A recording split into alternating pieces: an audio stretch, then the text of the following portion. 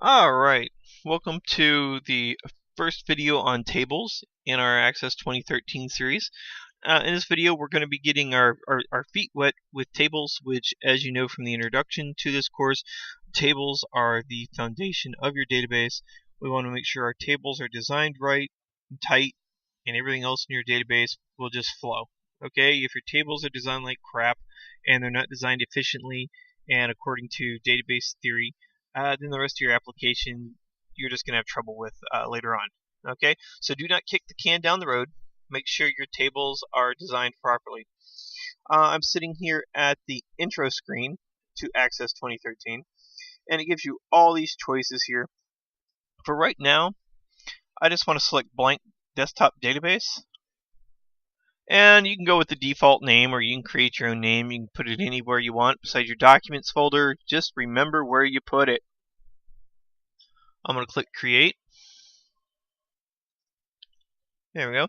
And after I click create, it creates the file for the database. It opens it up, and it brings me to an actual table.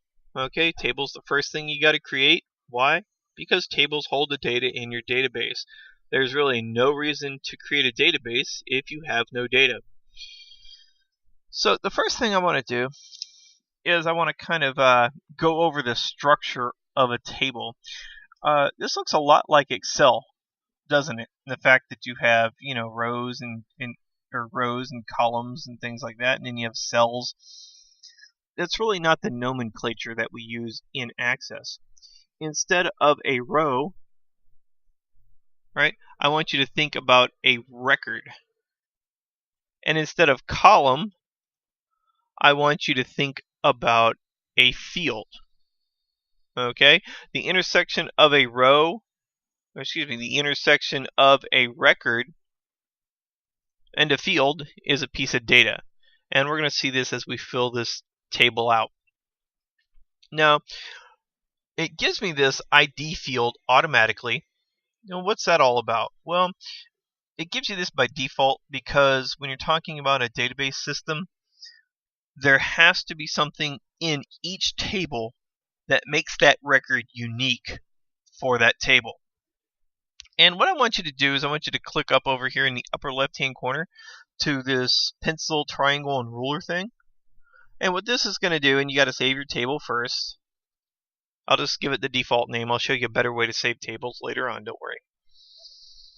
And this brings you to the structure of your table, right? So we got field name, a data type. We're going to go over all this in a minute.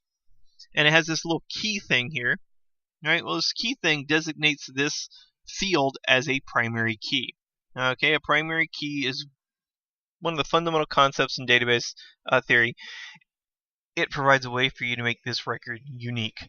If you have a customer number, or an inventory number, or a SKU number, a barcode number, social security number, you really probably don't want to use that to identify people, but license plate number, right? All license plates are unique for the state in which they are, given out. So what I'm going to do is I'm going to change this. I'm going to change this to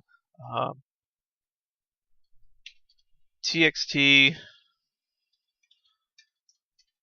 customer number, and instead of the auto number data type, I'm going to drop this list down, and I'm going to say short text for my data type. Alright, now data type just determines what type of data you can put in this field. Okay, for example, if you have a number, you can only put numbers. Date time, you can only put the date time. We're going to go over the data types in a little while and look at it a little further. Alright, so you'll notice that when I named my field, I used no spaces. You'll notice that I capitalized the first character of every word. Okay, you really don't want to put spaces in field names or anything else for that matter when you're building a database or when you're programming. Some programming languages won't let you do it. Access will. Again, no spaces in field names. I could put some other type of thing there if I wanted to put like an underscore there to do that. Some people do that. Me, I'd rather stick with this camel case notation here, where I capitalize the first character of every word. And then you'll notice I put this little 3-letter prefix here, right? So what that is that's called Hungarian notation, and it tells me what type of data can fit in this field. So I don't have to jump back and forth between, design view and datasheet view, which is what if I click datasheet view, I gotta save the table, click save, there we go. Alright, and I can expand this out just like I can in Excel if you're familiar with that product. There we go. I'm going to jump back to design view because we're going to make a few more fields. Now you can, if you want to, add fields from datasheet view. Right? I really wouldn't do it this way if I were you. You can if you want and see what it's about. I'd rather click into design view and add it from here. We could say, here we go, txt, first name, short text, there we go, txt, last name, txt, address, txt, city, txt, state, and we'll say txt,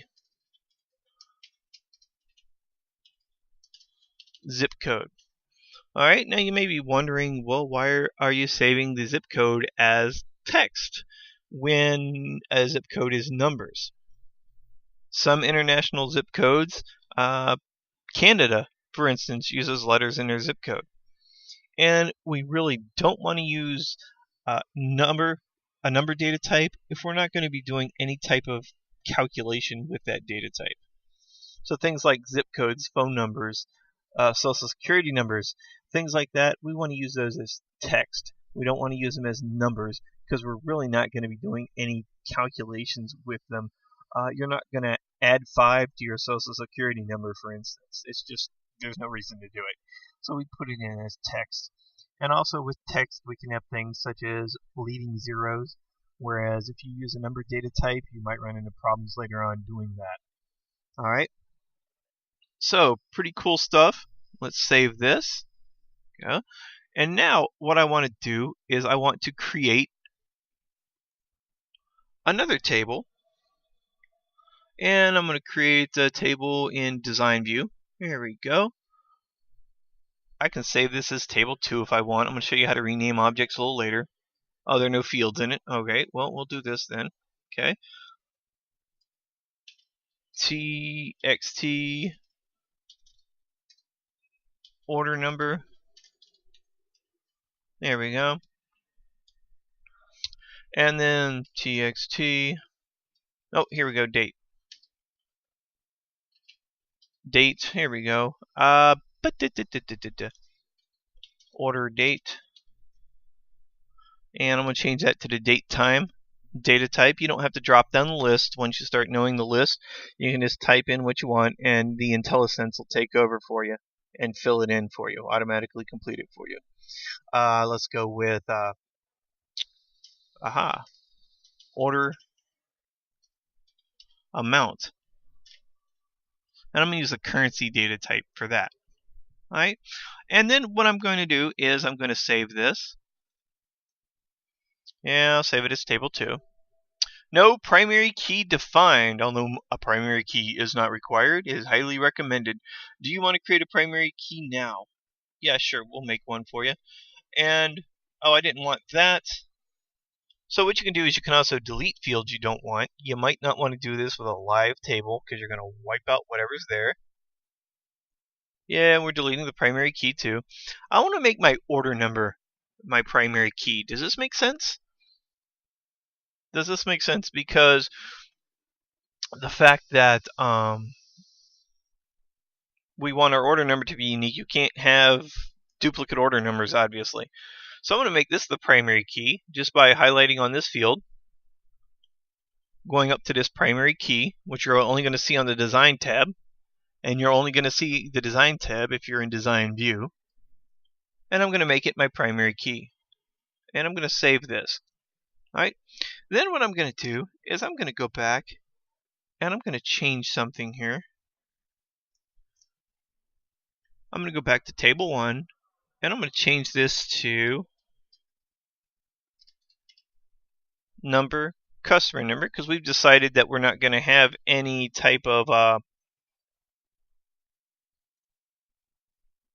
characters, any alphabet, any letters rather, and our customer number.